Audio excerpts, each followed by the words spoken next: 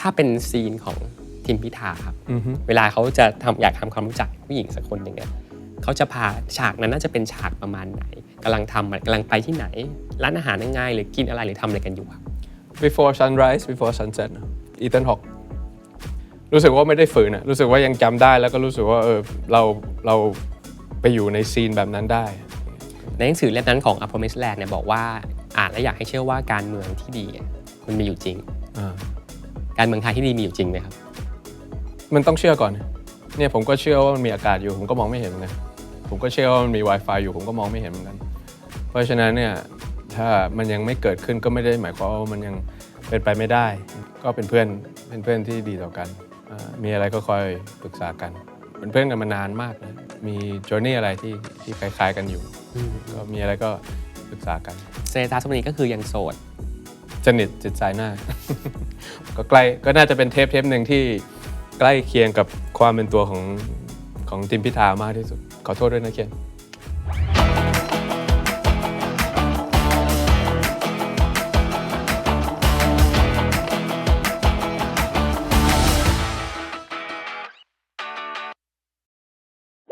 สวัสดีครับผมโจปารันเจมส์จิตรงครับและนี่คือรายการแชร์สู่แชร์ถ้าเป็น EP ปกติผมจะพูดต่อว่านี่คือเก้าอี้แห่งเรื่องราวที่ชวนคนบันเทิงมาเล่าเรื่องที่มากกว่าโลกบันเทิงแต่ว่าแขกรับเชิญใน EP นี้ฮะผมไม่แน่ใจว่าจริงๆถ้าบทบาทจริงๆเขาคงอยู่ในวงการเมืองแต่ว่าในรอบ1 เดือนที่ผ่านมาคุณจะเห็นว่าเขาอยู่ในกีฬาเขาอยู่ในโรงภาพยนตร์เขาอยู่ใน pop culture ต่างๆเขาเป็นผู้ชายที่อยู่ในทุกๆเนื้อข่าวของประเทศไทยในตอนนี้สวัสดีพี่ทิมพิธาครับสวัสดีครับสวัสดีครับแชร์ครับดีใจที่มาร่วมรายการในวันนี้ครับวันนี้เราจะมาชวนคุยหลายเรื่องนะครับพี่ทิมพาร์ทหนึ่งแน่นอนเราต้องคุยทีมพิธาในวงล้อมของการเมืองอีกพาร์ทหนึ่งคืออยากคุยกับทีมพิธาที่เป็นพ่อและผู้ชายธรรมดาโอเคแต่สแตนดาร์ดป๊อปก็ต้องป๊อปหน่อยเนาะไม่เอาการเมืองโหดๆใช่ไหมคุณพิธาป๊อปอยู่แหละป๊อปตั้งแต่ก่อนมาแล้วอ๋อครับเรื่องแรกคงต้องชวนคุยเป็นอย่างนี้ครับสมมุติเล่นๆว่าถ้าตั้งแต่การเมืองตั้งแต่การเลือกตั้งที่ผ่านมาครับเป็นภาพยนตร์จนถึงวันนี้ที่ก้าวไกลเป็นฝ่ายค้านอันนี้คือภาพยนตร์แนวไหนครับและพี่ทีมคิดว่าผู้กำกับเขาต้องการอะไรสุดท้ายคนดูที่เป็นคนไทยเนี่ยได้อะไรจากการดูหนังเรื่องนี้ครับก็เป็นภาพยนตร์ซ้ำๆที่เคยฉายแล้วบ่อยๆแล้วเอามารีเมคใหม่ๆแล้วก็คิดว่าคนไทยคงจะจำไม่ได้แล้วว่ามีบทอะไรแบบนี้เกิดขึ้นใช่ไหมครับไม่ว่าจะเป็นถ้าเอาใกล้ที่สุดนะครับก็มีอย่างของคุณธนาธรแล้วก็กรณีผมก็เป็นบทหนึ่งที่เขาใช้กันแต่ว่าขณะเดียวกันเขาก็คงคิดว่าเกิดขึ้นกับผมอยู่คนเดียวใช่ไหมครับหรือการที่จะมีผู้ชนะเลือกตั้งแล้วไม่สามารถที่จะตั้งรัฐบาลได้ย้อนหลังไปก็มีหลายกรณีที่มีคนที่เป็นผู้กำกับพยายามอยากจะที่ทำแบบนั้นนะครับถ้ามองในมุมภาษารัฐศาสตร์ขอ rock มากกว่า pop สักหน่อยหนึ่งเนี่ยภาษารัฐศาสตร์เขาใช้คำว่า tyranny of the minority มันเหมือนกับว่ามีกระบวนการบางอย่างที่ผู้กำกับต้องการที่จะตั้งไว้เพื่อไม่ให้เสียงส่วนใหญ่ของประชาชนได้รับการตอบสนองซึ่งมาในหลายรูปแบบบางทีคนอาจจะรู้สึกว่าเซอร์ไพรส์หรือคิดไม่ถึงหรือแม้แต่ตัวผมเองชาวบ้านเวลาลงพื้นที่ก็จะบอกว่าไม่ต้องเสียใจนะไม่ต้องเสียใจนะผมบอกกลับเลยว่าผมไม่เคยเสียใจเลยผมรู้สึกภูมิใจอย่างเดียวแล้วก็สิ่งที่ผมคิดว่าเป็นจุดแข็งของผมในการเป็นนักการเมืองคือผมบริหารความคาดหวังตัวเองได้ก่อนที่จะเข้ามาเป็นการเมืองก่อนที่จะเตรียมตัวก่อนที่จะไปเรียนหนังสือรู้อยู่แล้วว่าการเมืองมันมีบทอะไรแบบนี้อยู่แล้วก็มีความโหดเหี้ยมคราวนี้เนี่ยถ้าเราไม่เคยทำใจมาก่อนหรือไม่เคยทำ expectation management ตัวเองมาก่อนไม่เคยบริหารความคาดหวังตัวเองมาก่อนเนี่ยก็คงจะเสียใจแหละแต่เพราะว่าเราสามารถที่จะบริหารความคาดหวังตัวเองได้ตลอดเวลาบริหารอารมณ์ตัวเองได้ตลอดเวลามันก็เลยเหมือนกับคิดไว้ก่อนแล้วรู้ไว้ก่อนแล้วเคยวางไว้แล้วว่าถ้าเกิดฉากทัศน์นี้เกิดขึ้นมาเราจะจัดการมันยังไงฉากทัศน์แบบนี้เกิดมาจะทำยังไงฉากทัศน์แบบนี้จะเกิดมาจะทำยังไงแสดงว่าฉากก็เลยรู้สึกว่ามันเฉยๆแสดงว่าฉากทัศน์นี้ก็คิดไปล่วงหน้าแล้วก็อย่างที่บอกว่ามันเป็นหนังเก่าที่ฉายซ้ำมาบ่อยพอสมควรก็เลยรู้สึกภูมิใจที่เป็นผู้นำพรรคแล้วสู้ศึกเลือกตั้งครั้งแรกแล้วชนะมากกว่า4 ล้านเสียงมันไม่ใช่แค่10ไม่กี่สิบผมจะอธิบายให้ฟังว่าเพราะอะไรมันคืออันดับ1คือ14 ล้านเสียงอันดับ2คือ10 ล้านเสียงจากที่เคยมีสสอยู่ประมาณ40-50 คนมาเป็น151นี่มันคือ3 เท่านะครับในขณะที่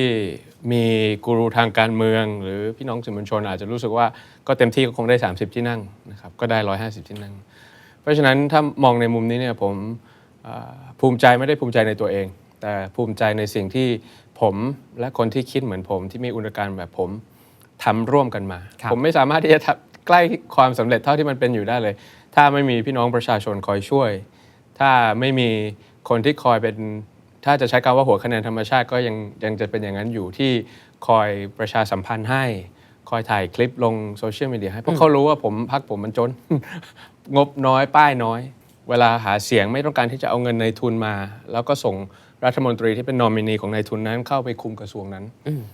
นี่คือการเมืองที่ผมเรียนมาตามตำราแล้วพวกเราทุกคนที่อยากเห็นความเปลี่ยนแปลงในประเทศไทยทำให้มันเกิดมาเป็นเรียลิตี้ความจริงได้แน่นอนว่ายังไม่ถึงฝั่งฝันแน่นอนว่ายังไม่ได้เข้าสู่อำนาจแล้วก็งบประมาณที่จะสามารถสร้างความเปลี่ยนแปลงได้จริงแต่ถ้าเกิดมองว่าจากจุดเริ่มต้นแล้วเรามาอยู่ตรงนี้แทนที่จะมองว่าเส้นชัยอยู่ตรงนี้แล้วยังดูห่างไกลเหลือเกินแล้วผมก็เลือกที่จะมองฝั่งนี้เพราะว่าถ้าเกิดไปมองฝั่งนี้นี่มันช่วยอะไรใครขึ้นมามันก็ช่วยอะไรไม่ได้อยู่ดีแต่ว่าเอาไอ้ตรงเนี้ยมาเป็นสิ่งที่จัดการความรู้สึกทางอารมณ์ของตัวเองและคนรอบข้างว่าโอ้เรามาไกลเกินกว่าจะแพ้แล้วเรามาได้ไกลเกินกว่าที่ทุกคนคาดคิดและในกติกาที่เขา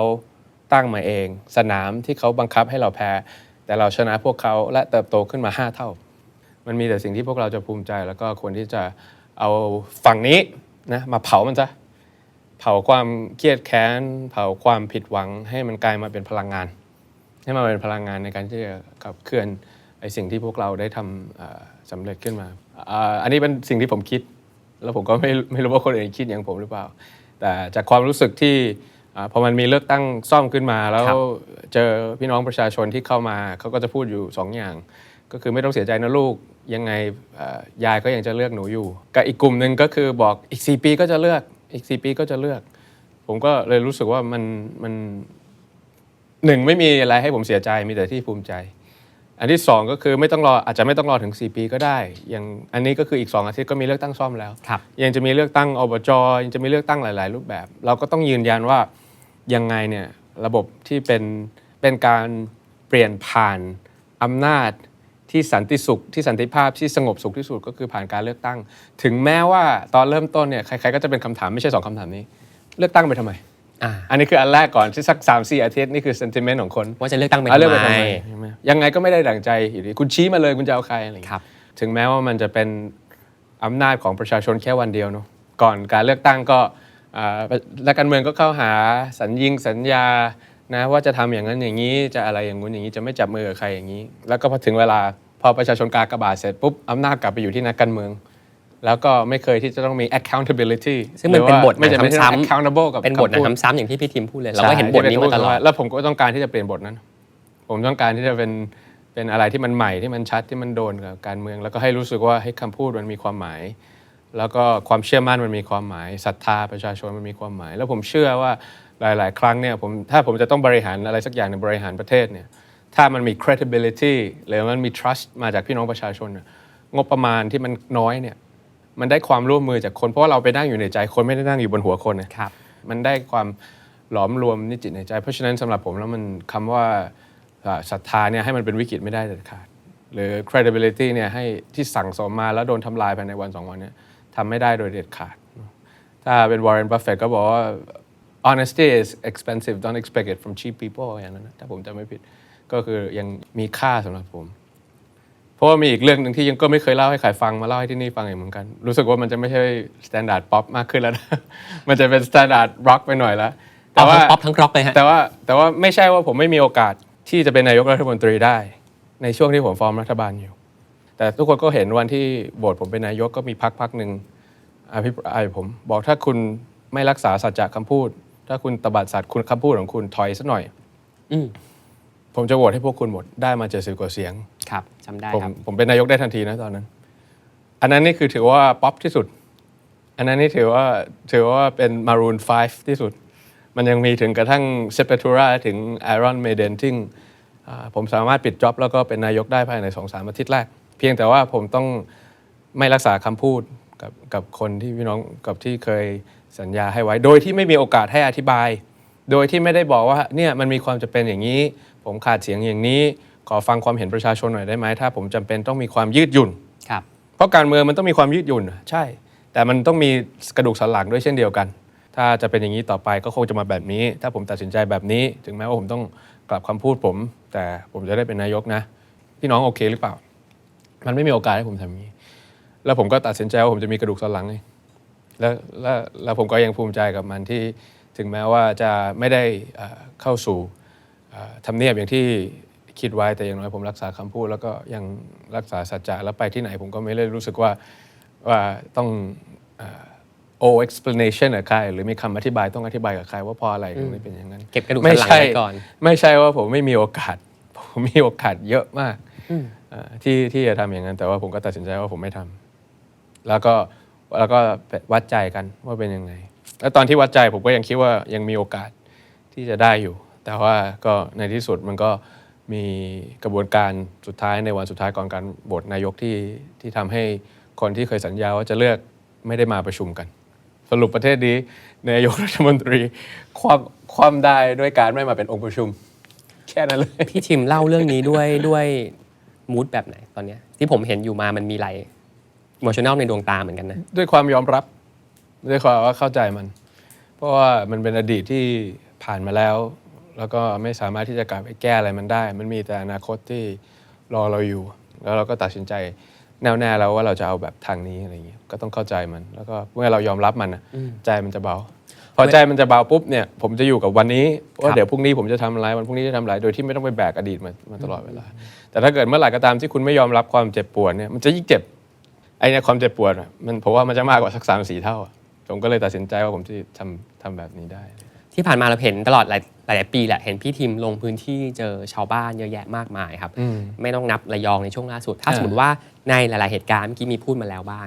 มันมีเรื่องราวไหนคำพูดไหนของชาวบ้านที่มันรู้สึกว่ามันอยู่ในใจเราแบบผมเชื่อว่ามีเยอะ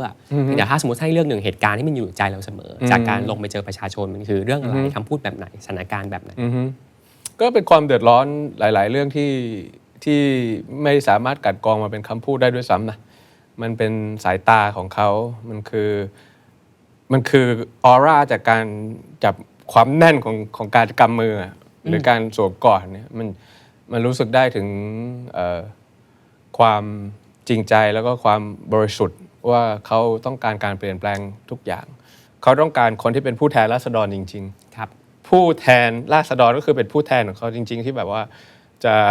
ทำงานต่อเนื่องให้เขาจริงใจกับเขามันคือความรู้สึกว่าโอเค your problem is my problem ผมก็แปลไม่ถูกแต่เขาต้องการให้เห็นรู้สึกว่าผู้แทนราษฎรเนี่ยมันเข้าใจปัญหาที่เขาเจออยู่จริง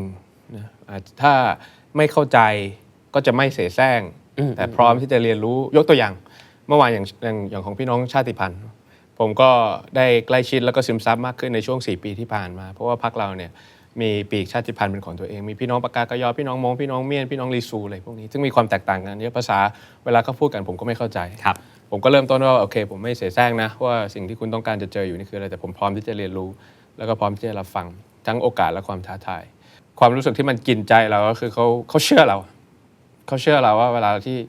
เราพูดว่าโอเคปัญหาของคุณก็คือปัญหาของพวกผมเช่นเดียวกันมันคือภาษากายมากกว่าภาษาพูดเนาะมันคือภาษากายมากกว่าภาษาพูดว่าเขาเชื่อแล้วว่าเขา trust เราในวันนี้เราเห็นสสของก้าวไกลเข้าไปทำงานในสภามากขึ้นสสรุ่นใหม่เยอะแยะเต็มไปหมดเลยอีกสิ่งที่เราเห็นภาพมาคือว่าความเป็นตัวตนก็จะถูกยกเป็นกระแสโดยอีกฝากฝั่งหรือการเล่นเกมการเมืองเช่นการแต่งตัวที่ไม่โอเคการไปสถานที่บันเทิงเรื่องของสุราเรื่องของการนำเงินไปเลี้ยงหมูกระทะทีมก้าวไกลมีการคุยกันเรื่องนี้ยังไงในการที่จะคงเป็นตัวเองแล้วก็ไม่ตกเป็นหลุมของการเมืองด้วยเพราะว่าสิ่งที่ยังไม่มีโอกาสได้พูดก็คือเราเป็นคนที่มีตัวของตัวเองสูงเนาะแต่ในขณะเดียวกันเราก็พร้อมที่จะรับฟังแล้วก็ปรับตัวแน่นอนว่าเราเป็นพวกอยู่ไม่เป็นเนาะอยู่เป็นโลกไม่เปลี่ยนอะไรที่จะรู้สึกว่ามันมีการ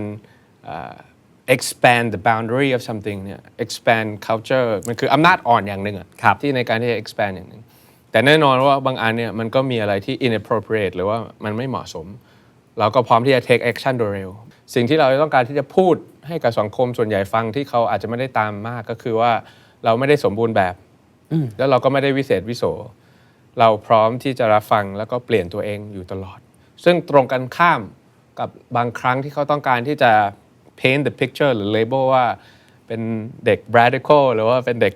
สุดโต่งหรือกลางหรืออะไรเงี้ยแต่ว่าการที่จะทำให้มันมีการเปลี่ยนแปลงหรือว่าการที่จะทำก้าวหน้าเนี่ยบางทีมันก็อยู่ที่บริบทเนาะเพราะฉะนั้นเนี่ยมันก็จะเมื่อเราทำอะไรที่มันแปลกใหม่เนี่ยมันก็จะมี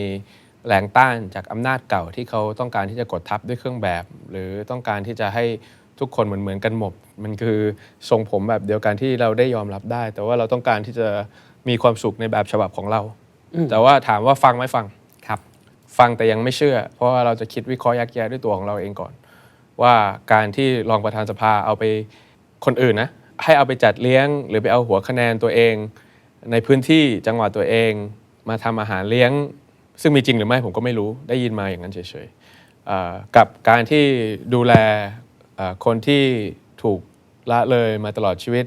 และต้องแถลงข่าวเพื่อที่จะให้มีความโปร่งใสไม่ได้ไปแอบทำเบื้องหลังสื่อมวลชนเพราะสื่อมวลชนก็เป็นส่วนหนึ่งของประชาธิปไตยที่ต้องคอยตรวจสอบเช่นเดียวกันแล้วรู้สึกว่ามันเกิดมันแปลกอะมันไม่เคยมีใครแบบนี้ก่อนเขาก็ต้องทำกันเงียบๆกินกันเงียบๆดิแล้วก็ต้องเลือกคนที่เขาเป็นแขกที่มีศักดิ์ศรีเท่ากันกับนั่นสิทำไมถึงมาทำแบบนี้ซึ่งเราในมุมของเราก็คิดว่าคนเท่ากันแล้วเราคิดว่าคนโปร่งใสแล้วคนที่ไม่มีปากไม่มีเสียงแล้วคนที่มองไม่เห็นอยู่ตลอดเวลาเราประชุมสภา 9 โมงเขามาถึง 7 โมงครึ่งนะเราประชุมเสร็จเที่ยงคืนเขากลับบ้านตี 1 ครึ่งนะแล้วเรารู้สึกว่าเราอยากให้เขาเป็นส่วนหนึ่งขององค์กรนี้ซึ่งก็ไม่ใช่ว่าไม่เคยมีประธานสภาคนอื่นทำกลับกลายเป็นประเด็นแน่นอนว่ามันมีการติติงนะเราฟังแน่นอนเราไม่ได้บอกว่าเฮ้ยคุณไม่เข้าใจเพราะถ้าเกิดคุณเป็นอย่างนั้นเนี่ยคุณเป็นนักการเมืองไม่ได้คุณเป็นพลเมืองที่ดีไม่ได้คุณเป็นพ่อที่ดีไม่ได้คือเราสามารถที่จะรับฟังแต่ว่าไม่ใช่ว่าฟังปุ๊บแล้วเราก็ไม่มีกระดูกสันหลังแล้วก็คุณพูดมาอย่างนี้ก็ทำแบบนี้พอคุณพูดแบบนี้ผมก็เลยทำแบบนี้อะไรอย่างเงี้ยก็ไม่ได้เหมือนกันช่วงที่ผ่านมาเราเห็นพี่ทีมไปดูวอลเลย์บอลครับพี่ทีมไปดูฟุตบอลล่าสุดไปงานกาล่าหนังครับผมเชื่อว่าในโซเชียลมีเดียมีการพูดถึงเรื่องนี้กันเยอะครับและสิ่งหนึ่งที่เราเห็น2 เรื่องนะเรื่องนึงคือคุณพิธาไม่เคยตายใหม่เลยเวลาใครถามอะไรก็มาพร้อมชุดข้อมูลถ้ากีฬาตอนนี้กำลังมีโค้ชแบบนี้นะครับภาพยนตร์มันเป็นสิ่งที่ดีงามแบบนี้นะครับกับอีกฝั่งหนึ่งที่มองว่านี่เป็นกลยุทธ์ทางการเมืองหรือเปล่าก็เพราะว่ามันเป็นตัวของผมจริงๆมันเป็นสิ่งที่ผมสนใจอยู่จริงๆเราเคยสัมภาษณ์กันมาเมื่อ10 กว่าปีนะครับแล้วก็ใน Digital Footprint ในโซเชียลมีเดียไม่ว่าจะเป็น Instagram แล้วถ้าเกิดคุณถ่ายลงไปก่อนที่ผมจะมาเป็นสสผมก็ไปดูบอลจริงๆผมก็ไปดูIncubus ไปดู Guns N' Roses ไปดูวงที่ดังๆที่มาอยู่ในเมืองไทยอยู่หลายอันตอนแรกจะบอก Radiohead เดี๋ยวเขาจะบอกว่า Radiohead มาบุญครองนี่มัน10 กว่าปี30 กว่าปีบอกเถอะแล้วก็ Green Day ใช่ไหมที่พี่ต้าบาร์บี้เป็นฟรอนต์แมนโดนรองเท้าปลาอะไรอย่างเงี้ยเพราะฉะนั้นเนี่ยมันก็เป็นตัวของผมจริงๆนะครับคอนเสิร์ตต่างๆที่ไปดูหรือพรีเมียร์หนังดีๆเนี่ยมันก็ทำมาตั้งแต่ก่อนเป็นสสเพื่อประหยัดค่าไฟฟ้าของคุณก็คือเพราะมันเป็นตัวของผมตัวตนของผมจริงๆแค่นั้นเองพอพูดถึงวัฒนธรรม pop culture ครับพี่ทิมไปเดินทางทั่วประเทศเยอะแยะมากเลยคิดเล่นๆเหมือนซีรีส์เกาหลีเหมือนพี่ทิมเคยคุยกับคนที่รันวงการซีรีส์เกาหลีด้วยผมที่อเมริกาใช่ที่อเมริกาใช่ไหมครับพวก YG Entertainment อะไรพวกนั้นถ้ายกตัวอย่างว่าเนี่ยเราไปประเทศไทยมาเยอะแหละเราเห็นวัฒนธรรมเราเห็นผลผลิตในประเทศไทยเยอะแยะมากมายเราสามารถให้เลือกยกตัวอย่างว่าอ็อบเจกต์อะไรหรือว่าทำแบบไหนเนี่ยน่าจะสามารถใส่ในอุตสาหกรรมภาพยนตร์ไทยเหมือนที่เกาหลีทำได้เพื่อให้เป็น pop culture ที่แข็งแรงพี่ทิมนึกถึงเรื่องอะไรบ้างอิสระทางการเงินอิสระในการนำเสนอคอนเทนต์อิสระในการที่จะนำสู่สายตาประชาชนเริ่มกันตั้งแต่เรื่องเกี่ยวกับพรบเซนเซอร์ไม่ว่าคุณจะเป็นนักเขียนไม่ว่าคุณจะเป็นคนทำหนังไม่ว่าคุณจะเป็นคนทำดนตรีอย่างประเทศกูมีอะไรอย่างเงี้ยที่ได้รางวัลที่นอร์เวย์แล้วจะถูกเซนเซอร์ไม่ว่าคุณจะเป็นแรปเปอร์อย่างมิลลี่ไม่ว่าคุณจะเป็นฮาร์ดคอร์แบบบอมแอทแทร็กแล้วคุณอยากจะทำหนังให้ได้แบบ Parasite ที่เสียดสีหรือคุณอยากทำได้แบบ Rage Against the Machine ที่ไปปิดตลาดหุ้นที่นิวยอร์กแล้วก็ทำมิวสิกวิดีโอเพลงอะไร Testify ป่ะอะไรอย่างนั้นอ่ะคือมันจะต้องอยู่ในสังคมที่อนุญาต ให้มีความเห็นที่หลากหลายแล้วก็อนุญาตให้วัฒนธรรมมีโอกาสในการปลดปล่อยแต่ถ้าเกิดหนังอย่าง Insects in the Backyard ไปได้รางวัลที่โตรอนโตแต่ไม่อนุญาตที่ให้ฉายในประเทศไทยได้อนุญาตให้มีวงป๊อปวงอะไรได้หน่อยมีทีมิกซ์มีอะไรได้นิดหน่อยแต่ว่ามันยังไม่ได้มาจากจิตใจ DNA ของตัวเองขึ้นมาเนี่ย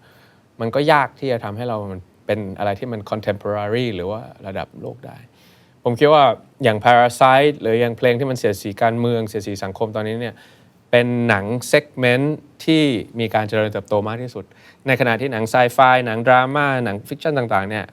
ไม่ค่อยมีคนฟังไม่ค่อยมีคนดูแต่หนังที่มันอะไรที่มันเกี่ยวข้องกับสังคมการเมืองเนี่ยได้รับการสนับสนุนเยอะเนี่ยเพราะว่ามันไม่มี boundary ไงมันคือความรู้สึกของคนที่มันถูกกดขี่เหมือนกันหมด เพราะฉะนั้นพอดู Parasite ไปกูเข้าใจอะเราดูแล้วมันอินกับเขาไปด้วยถึงแม้ว่าเราจะไม่ได้มีอะไรที่เกี่ยวข้องกับเกาหลีเลยพออนุญาตให้มันไม่มี censorship มีอนุญาตให้มีการลองผิดลองถูกถึงแม้ว่าผู้มีอำนาจจะไม่พอใจแต่เขามี tolerance หรือความอดทนอดกลั้นที่จะอนุญาตให้มีความคิดสร้างสรรค์ซึ่งตรงนี้เนี่ยมันไม่ใช่แค่ในเรื่องของ culture อย่างเดียวมันคือเรื่องของเทคโนโลยีในเรื่องของนวัตกรรมด้วยถ้าคุณอนุญาตให้มีการลองผิดลองถูกทำใหม่ๆขึ้นมาเนี่ยนวัตกรรมมันถึงจะเกิดแต่ถ้าเกิดคุณบอกว่าทำผิดเกิน3 ครั้งฉันตัด funding คุณคือและ start up อันนี้ไม่มีความหวังมันก็ไม่เกิด start up เพราะฉะนั้นอันนี้มัน freedom of thinking หรือว่า freedom of speech มันเป็นเรื่องที่สำคัญ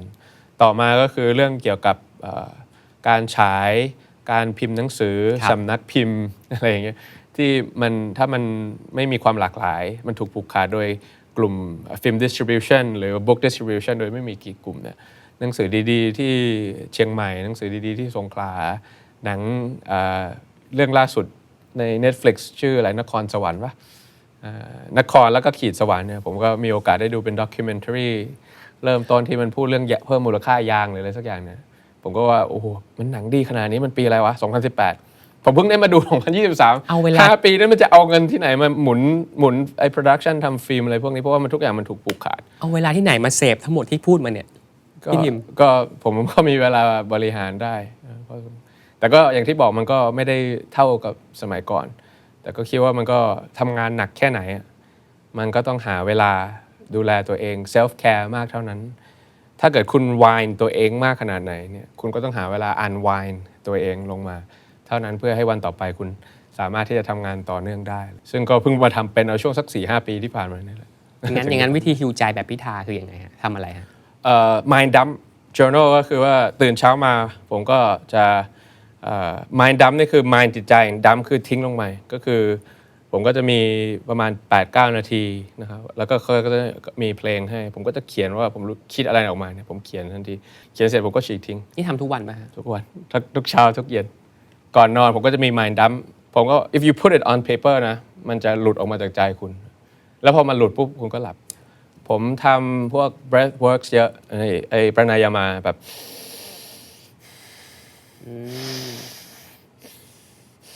แล้วไอ้ถ้าเป็นครูโยคะอาจจะบอกว่าต้องมือขวาขอโทษครับผมติดมือซ้ายแล้วก็พอทำแล้ว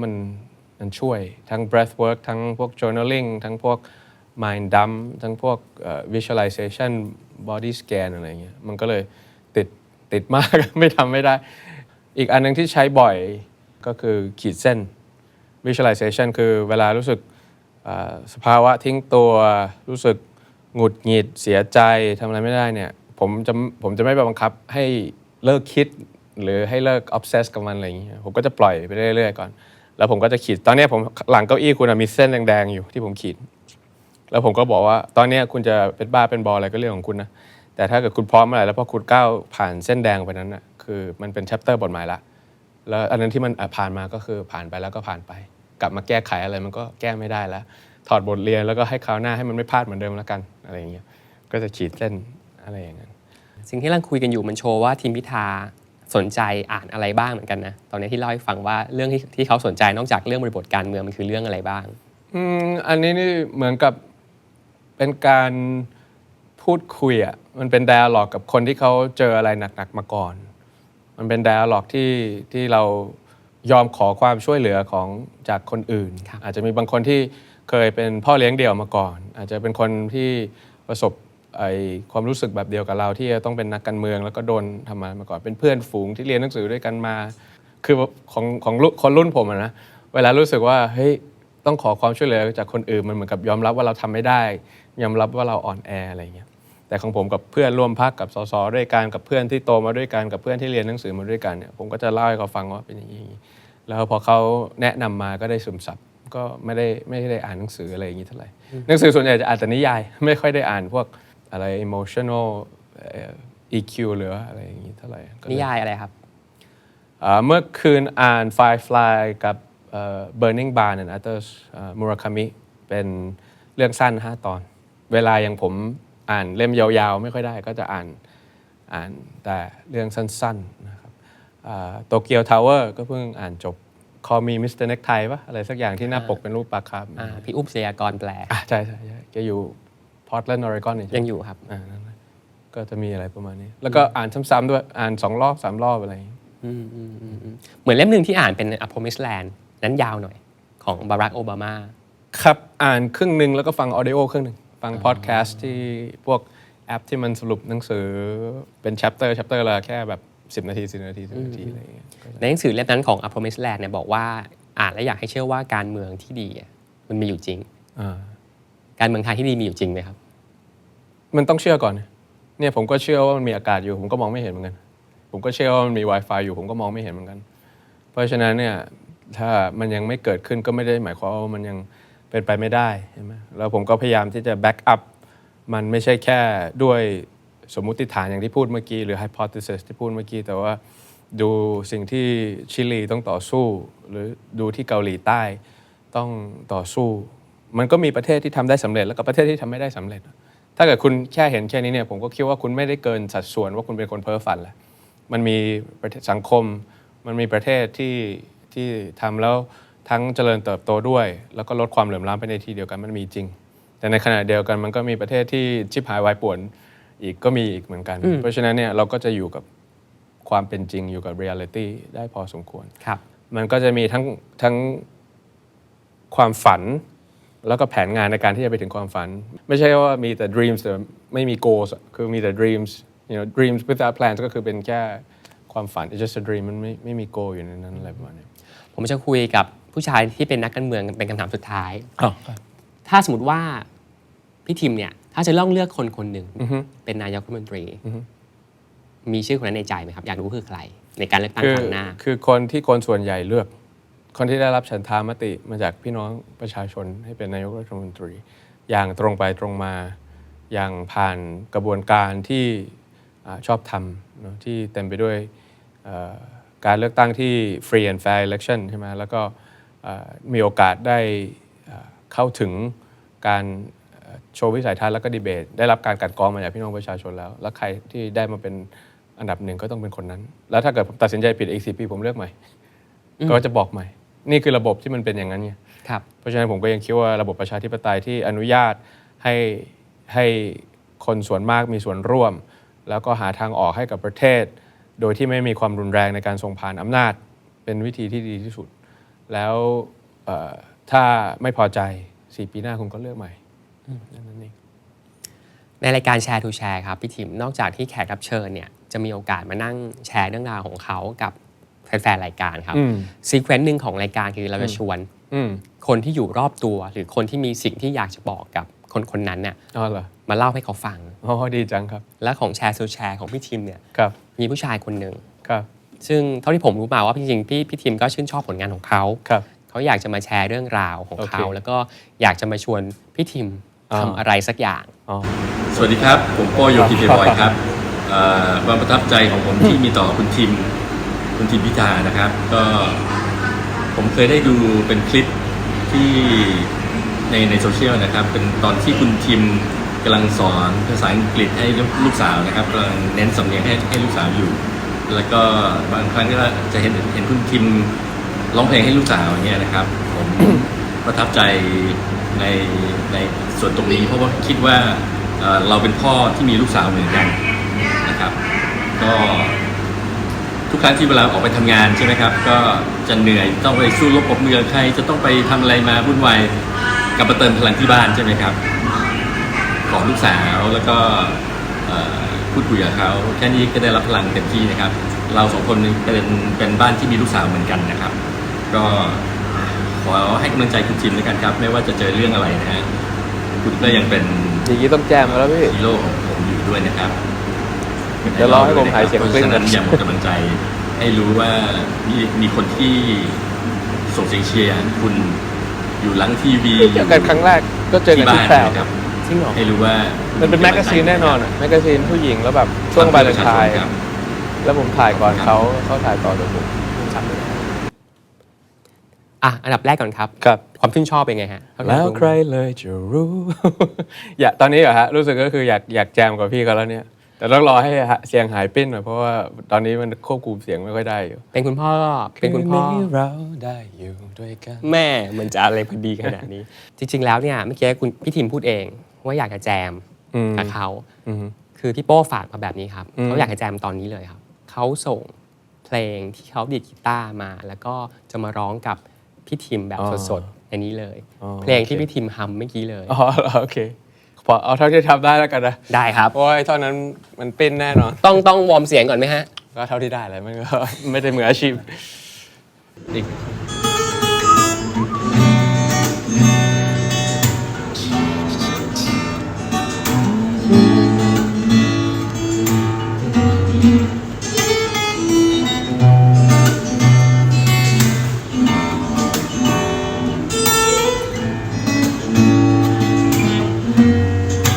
และใครเลยจะรู้คืนนี้เราได้อยู่ด้วยกันฉันไม่ขอเธอนะ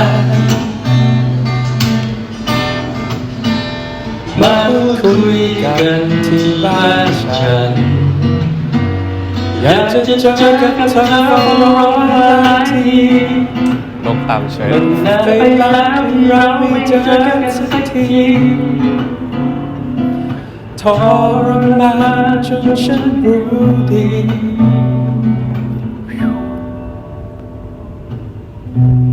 อันนี้ให้ผมร้องอ๋อคอยรูปหลังให้เธอก่อนนอนคืนนี้ฉันมีคนรักเกิดจากกว่าเลยอยู่ข้างกายและเธอกำลังพักผ่อนกอดรักเธอไว้แนบกายให้ฝันดี จำคืนนี้เอาไว้นานหลายปี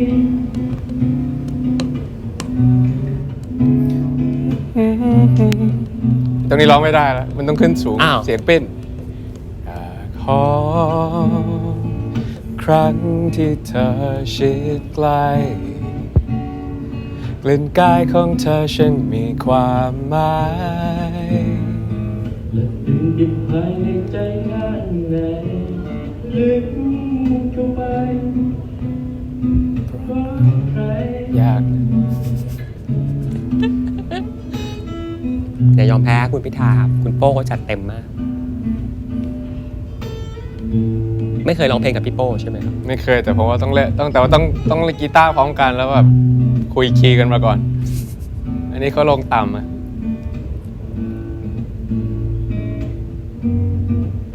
อยากโอบกอด รักเธอไว้แนบกายให้ฝันดี จดจำคืนนี้เอาไว้อีกนานหลายปีก็อยากขอเธอทุกนาที โอ้โหทำไมพี่เอาท่อนง่ายท่อนยากให้ผมอะ อ้าว ทุกครั้งที่ เธอชิดใกล้ กิน กา กั ย น ของเธอร้องไม่ได้อันนี้สูง และ ตรึ ตรึ ง ง ติ ติ ด ด ภา ภาย ย ใน ใน ใจ ใจ ข้า ข้าง ง ใน ในลึกเข้า ไม่ ไป ได้ เพราะใครอยากขอทุกครั้งที่เธอชิดใกล้กลิ่นกายของเธอฉันมีความหมายและตรึงติด ภายในใจข้างในลึกเข้าไป แค่เพียงเธอยอมขอเธอก่อนในคืนนี้ในคืนนี้ พี่โป้ยังร้องเพราะอยู่ ขอบคุณพี่โป้ครับเห็นไหมเมื่อกี้เพิ่งพูดหยกๆว่าคืนนี้ขอหอมคืนนี้ขอหอมมาเลย จริงๆผมชอบเขามากที่สุดคือคำที่เป็นสุข ครับ แล้วก็คำตอบ แต่ว่าเพลงนี้เป็นเพลงที่พี่พิมพ์ชอบ อ๋อ พี่พิมพ์ชอบเพลงนี้ที่สุด แล้วก็ร้องได้หลายเพลงอยู่เขาก็พี่พิมพ์ร้องเพลงเพราะมากนะถ้าใครเคยดูเขาร้องพี่พิมพ์ร้องเพลงเก่งมาก วันหลังเชิญมาคู่กันได้ไหมครับพ่อลูก ได้ต้องถามเขาก่อนสิทธิเด็กครับถ้าเด็กไม่อยากออกก็ไม่บังคับ นี่อย่างนั้นเราพอดีเลยเราจะมาคุยกันพาร์ทผู้ชายธรรมดาบ้างครับ อ๋อครับ พาร์ทความเป็นพ่อ ครับ ของพี่ทิม ครับ เราผ่านสมรภูมิการเลือกตั้งมาแล้วเพียงแต่ว่าการเป็นพ่อมันไม่ใช่เพิ่งมาเป็นตอนนี้ ครับ มันเป็นมาตลอด 7 ปีกำลังจะ 8 ปี ครับ วันนี้เอาแค่วันนี้ก่อนเราแบ่งเวลา ซึ่งมันหนาแน่นของเราฮะในการดูแลลูกยังไง เพราะว่าผมเชื่อว่าสำหรับคนเป็นพ่ออะนี่ก็คือมิชชั่นที่สำคัญที่สุดในชีวิตเหมือนกัน แบ่งพาร์ทตัวเองยังไง แบ่งเวลาตัวเอง คำถามนี้เหมือนพิธีกรอินนะครับ ตาเมื่อกี้ขบวนเลย ถือว่าคุณใจร้าย ก็ผมคิดว่ามันต้องเริ่มต้นด้วยวิธีคิด mindset ทั้งหมดก่อนนะผมก็คิดว่าทุกคนก็มีเวลาที่จะต้องทำงานแล้วก็ต้องยุ่งเหมือนกันหมด เพราะฉะนั้นเนี่ยต้องเริ่มต้นด้วยบอกว่าอย่าเพิ่งทำโทษตัวเอง หรืออย่าเพิ่งเคี่ยนตีความรู้สึกตัวเองว่าไม่มีเวลาให้ลูก เราเข้าใจคนส่วนใหญ่ ตื่นเช้ามาก็ต้องไปสู้กับรถติด ครับ ผ่านขนส่งสาธารณะนะครับทำงานกลับบ้านเร็วก็มีความกดดันอยู่ที่ทำงาน กลับถึงบ้านลูกก็นอนแล้ว ครับ พอเป็นอย่างนี้ไปเรื่อยๆ ความห่างเหินของลูกก็จะมีขึ้น ครับ เพราะฉะนั้นถ้าคิดว่าเราจะไม่ทำโทษตัวเอง หรือจะไม่โบยตีเคี่ยนตีตัวเองว่าเราเป็นพ่อที่ไม่ได้เรื่องเนี่ยพอ expectation ได้ขนาดนั้นก่อนเนี่ยเราก็จะรู้สึกกลางๆ neutral กับการเป็นพ่อ แล้วเราก็ใจเราก็จะสบาย พอคิดอย่างนี้ได้ปุ๊บเนี่ยผมก็จะคิดต่ออีกก้อนหนึ่งก้อนที่ใหญ่กว่านั้นหน่อยก็คือบอกว่าถ้าเป็นคำพูดของต่างประเทศก็คือคุณมีเวลา you only have 18 summers with your child ก็คือพูดง่ายๆคือคนที่เขาต้องทำงาน ครับ แล้วลูกก็ต้องไปโรงเรียน เวลาที่เขาลูกปิดเทอมซัมเมอร์เนี่ยก็จะอยู่กับเราแค่ประมาณ18 ครั้งเท่านั้น ครับ พอมองในแบบนั้นก็จะรู้สึกว่าโอ๊ยเราเวลาอยู่กับเขาไม่ได้ตลอดชีวิตแล้วนะที่เขาจะรู้สึกว่าเราเป็นคนคนเดียวในชีวิตของเขา ครับ ก็จะอยู่กับเขาได้ไม่นาน ผมก็จะรู้สึกว่าโอเค ถึงแม้ว่าจะเหนื่อย ถึงแม้ว่าอยากจะพักผ่อนแล้ว แต่ว่าได้เล่นกับลูกชวนเล่นอะไร หรือชวนให้สอนทำการบ้านอะไร ผมก็จะรู้สึกว่ามันคุ้มค่า แล้วก็รู้สึกว่ามันไม่ได้เหน็ดเหนื่อยอะไรบ้างเพราะว่าพอถึงเวลาที่เขาเรียกเราแล้วเราไม่อยู่กับเขาพอโตขึ้นไปเราเรียกเขาก็จะไม่อยู่กับเราอีกเช่นเดียวกัน มันคือ investment มันไม่ใช่ expense ใช่ไหมครับ พอเราทำอย่างนี้ได้ปุ๊บเนี่ยมันก็จะเริ่มรู้สึกว่ามีพลังกำลังวังชา แล้วก็มีสภาพจิตใจที่เหมาะสมในการที่จะอยู่เล่นกับเขาใช่ไหมครับแล้วหลังจากนั้นเนี่ยก็อันที่3ก้อนใหญ่กว่าก็คือเป็นเพื่อนมากกว่าพ่อ แล้วก็ไม่เอาสิ่งที่ตัวเองชอบยัดให้เขาเอาสิ่งที่เขาสนใจ แล้วเราก็เข้าไปส่วนหนึ่งของมันตอนนี้ลูกสนใจสไลม์สนใจการวาดรูปสนใจนาเวลสนใจหนูยิ้มหนูแย้มใน YouTube เราก็จะไปฟังกับเขาดูกับเขาแล้วก็ช่วยกันถามเขา ครับ แล้วก็พอเป็นอย่างนี้เนี่ยเรา connect ได้ละแล้วถ้าเกิดเราอยากจะพูดอะไรกับเขาอยากจะเลี้ยงดูเขาอยากจะสอนอะไรให้คุณค่าบางอย่างให้กับเขาเราก็จะทำในช่วงลักษณะเวลาแบบนั้นอันที่4ก็คือคุณภาพมากกว่าจำนวนเนอะอย่างช่วงตอนที่หาเสียงเนี่ยมันเป็นไปไม่ได้แต่ขอแค่5นาทีก่อนนอนแล้วก็เล่านิทานด้วยกันจนกระทั่งเขาหลับไปแล้วเราค่อยเป็นคนปิดไฟกับการที่อยู่กับเขาทั้งวันทั้งคืนแต่เราเล่นแต่มือถือไม่สนใจอะไรเขาเลยเขามาพูดอะไรก็บอกไปก่อนพ่อทำงานอย่าไม่ยุ่งอะไรอย่างเงี้ยทั้งหมดทั้งปวงมันก็จะเป็นวิธีที่ผมรู้สึกว่ามันไม่บังคับจิตใจตัวผมเองมากเกินไปนะแล้วก็ไม่ได้บังคับสภาพจิตใจลูกมากเกินไปแล้วก็เปิดกับผมในทุกเรื่องมีอะไรเขาก็จะกลับมาเล่าให้ผมฟังแล้วที่เหลือมันก็เป็นเรื่องกุศโลบายเล็กๆน้อยๆแล้ววันนี้มีอะไรสนุกๆเล่าให้พ่อฟังไหมลูกเขาก็จะเล่าเป็นตุเป็นตะพอเป็นอย่างนี้ปุ๊บแล้วก็ฟังอย่างเดียวละฟังอย่างเดียวแค่นี้มันก็รู้สึกว่ามันเป็นจุดสมดุลที่มันลงตัวที่ไม่ได้ยัดเยียดมากเกินไปหรือไม่ได้ทวินหามากเกินไปจนกระทั่งเป็นภาระกับลูกต่อไปในอนาคตเลยที่ผ่านมาเราเห็นพี่พิมพ์ขึ้นเวทีกับคุณพ่อบ้างเวลามีเรื่องของการเมืองไงครับพี่พิมพ์มองภาพในอนาคตไกลๆยังไงในวันที่แบบว่า เขาเติบโตขึ้นมาในยุคโซเชียลมีเดียซึ่งถ้าสมมติเขามาเซิร์ชข่าวพ่อก็อาจจะมีทั้งแบบคนที่ชื่นชมคนที่ไม่ชอบพ่อเคยคิดถึงเรื่องนี้ไหมครับอนาคตจะเกิดขึ้นยังไงไม่สำคัญกับว่าเราปลูกฝัง foundation ยังไงให้กับเขาว่ามันก็เหมือนกับชีวิตหนูในวันนี้ที่ก็อาจจะมีบางคนที่ช่วยถือกระเป๋าให้กับอีกคนหนึ่งที่บอกว่าไม่ให้เล่นให้ออกไปจากวงซะเพราะฉะนั้นนี่คือความเป็นมนุษย์ที่หนูก็เจอพ่อก็เจอแต่หนูเลือกได้ว่าหนูจะ respond กับมันหรือจะ react กับมันอันนั้นมันก็คือ your choice นะ but you have a choice มันคือมีทางเลือกในการที่จะตัดสินใจคือชีวิตของเขาก็คือชีวิตเขาไม่ใช่ชีวิตผมชีวิตผมผ่านมาแล้ว เรื่องไหนที่พี่ทิมมักจะสอนหรือพูดกับลูกบ่อยที่สุดอะเป็นเรื่องไหนในช่วงเวลานี้ในช่วงเวลาที่เขาประมาณ 7-8 ขวบอีกอันหนึ่งที่รู้สึกว่าจะพูดเป็นช่วงๆก็คือช่วงที่ตามกับโรงเรียนของเขา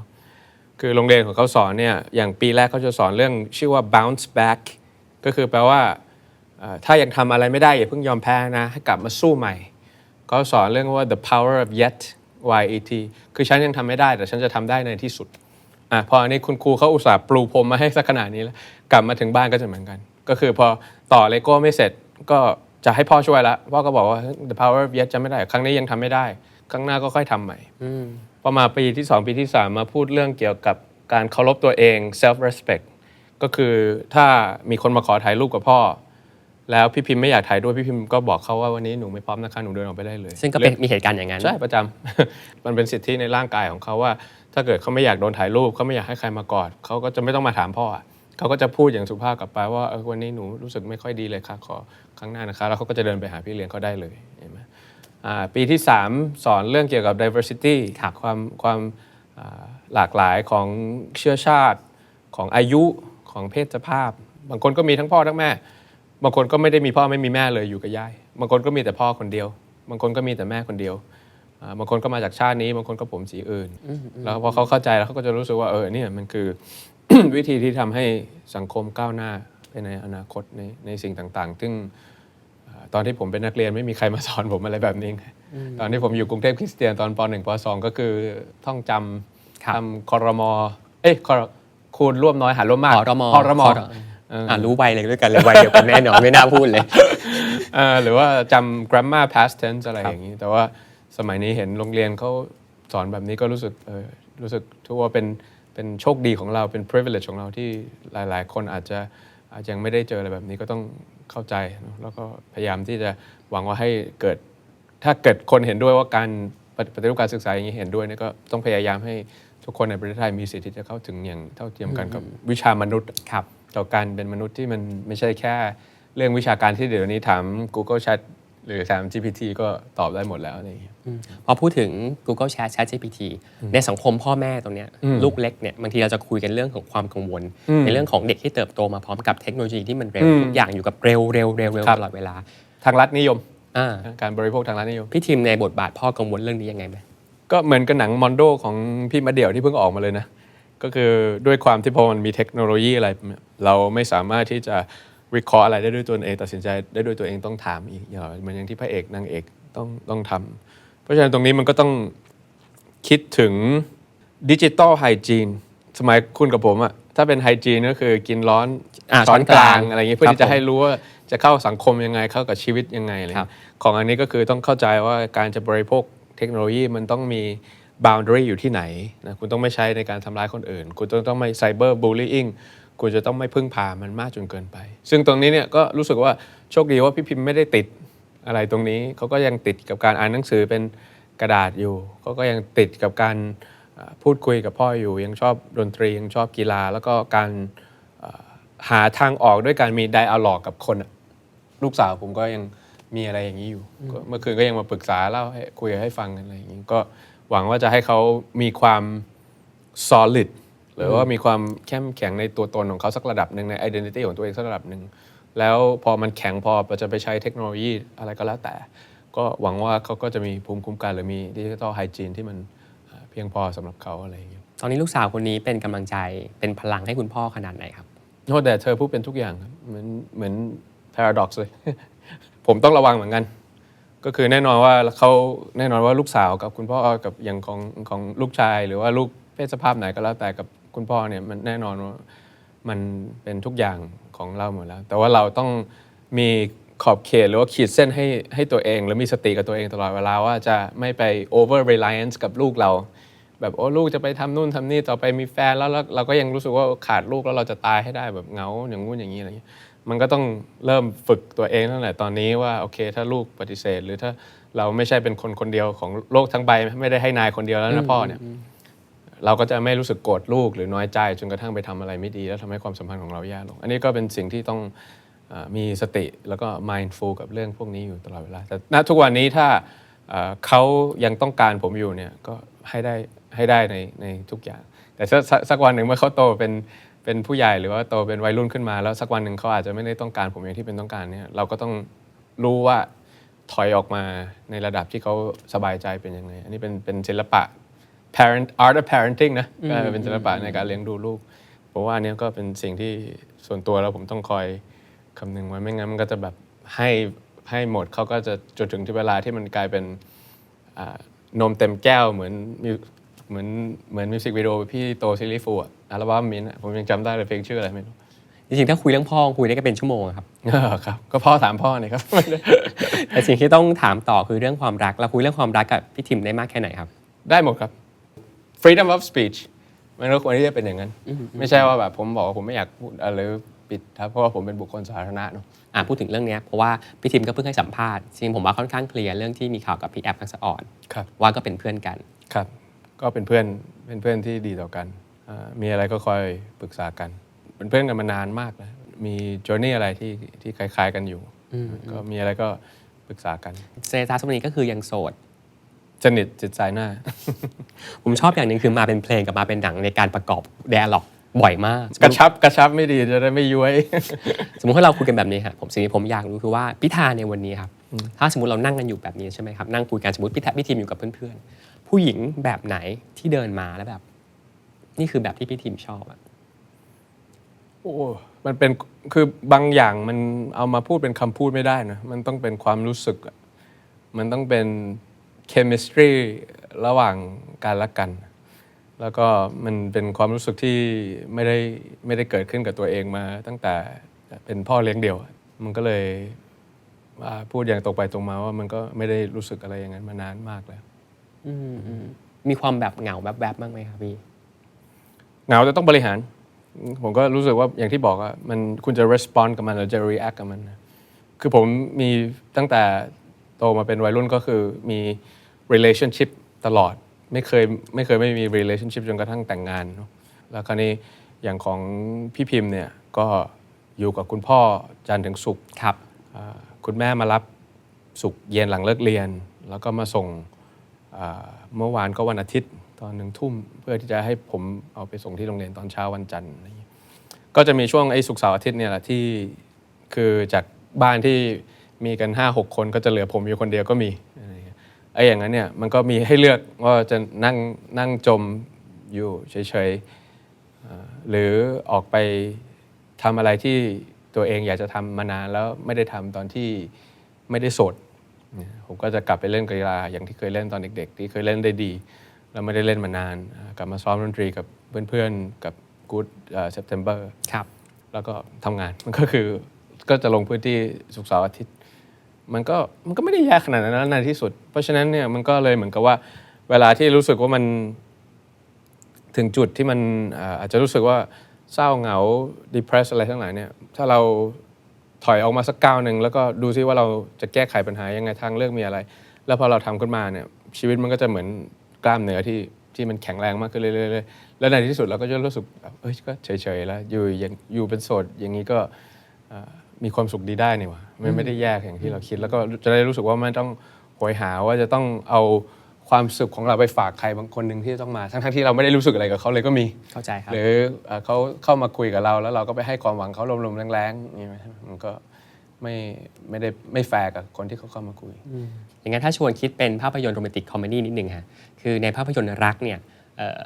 พระเอกกับนางเอกมักจะมีไดอะล็อกมีสถานการณ์หนึ่งที่ทำให้รู้จักกันและกันมากขึ้นผมยกตัวอย่างเช่นBegin Againเนี่ยก็จะฟังเพลงด้วยกันสร้างความรู้จักกันอย่างนั้นหรืออย่าง Midnight in Paris ที่ก็ต้องเดินคุยกันเรื่องหนังเรื่องศิลปะวัฒนธรรมถ้าเป็นซีนของ ทิมพิธาครับเวลาเขาจะอยากทำความรู้จักผู้หญิงสักคนหนึ่ง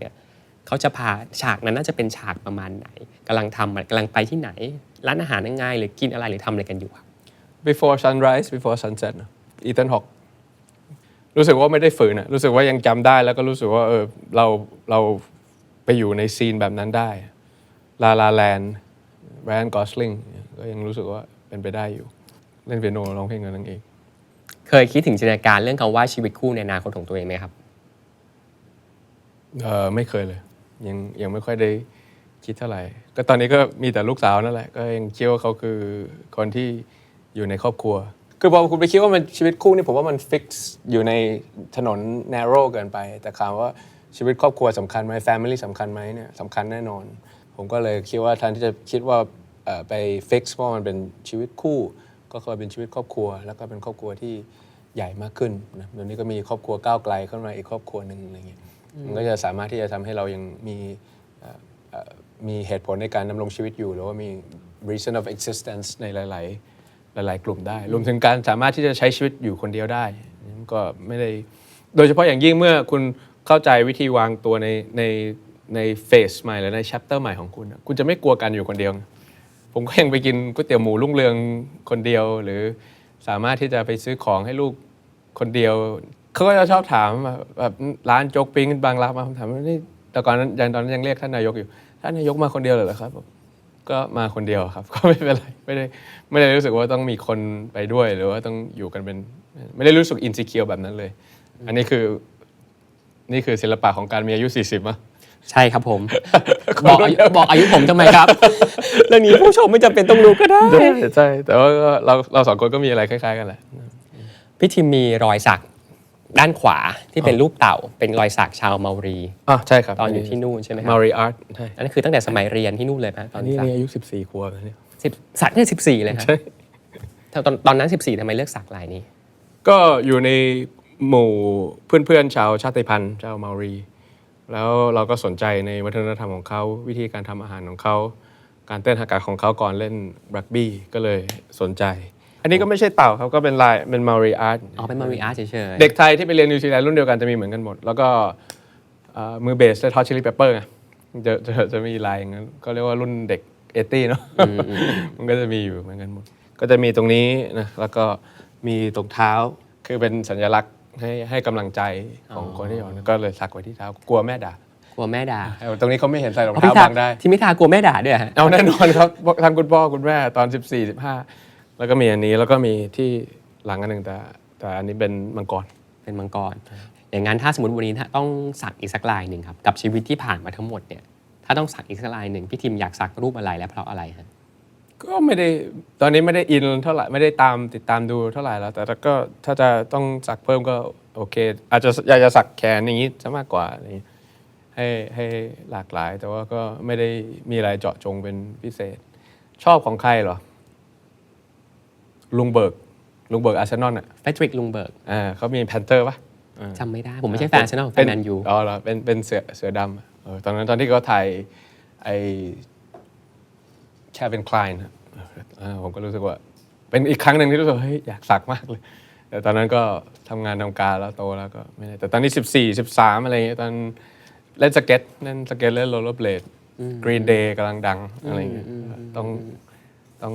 สักซะหน่อย10 ปีก่อนพี่ทิพย์เคยพูดกับผมครั้งหนึ่งว่าวิธีคิดที่ใช้ก็คือว่าคิดถึงคำว่าเร็วช้าหนักเบาซึ่งหมายถึงเรื่องของจังหวะและการลำดับความสำคัญในชีวิตถูกต้องตอนนี้ยังเชื่อแบบนั้นอยู่ไหมครับแทบจะเป็น DNA ของชีวิตทั้งเป็นพ่อทั้งเป็นพลเมืองแล้วก็ทั้งเป็นนักการเมืองทั้งเป็นหัวหน้าพรรคทั้งเป็นแคนดิเดตนายกหลายๆเรื่องก็คือมันมีทั้งเรื่องของเร็วช้าหนักเบาแล้วก็ต้องเรียงลำดับความสำคัญในการบริหารจัดการเพราะว่าปัญหามันมาเรื่อยๆแล้วความต้องการมันก็มีเรื่อยๆคราวนี้มันก็ขึ้นอยู่กับว่าถ้าบางเรื่องที่มันต้องเร็วต้องหนักการลงพื้นที่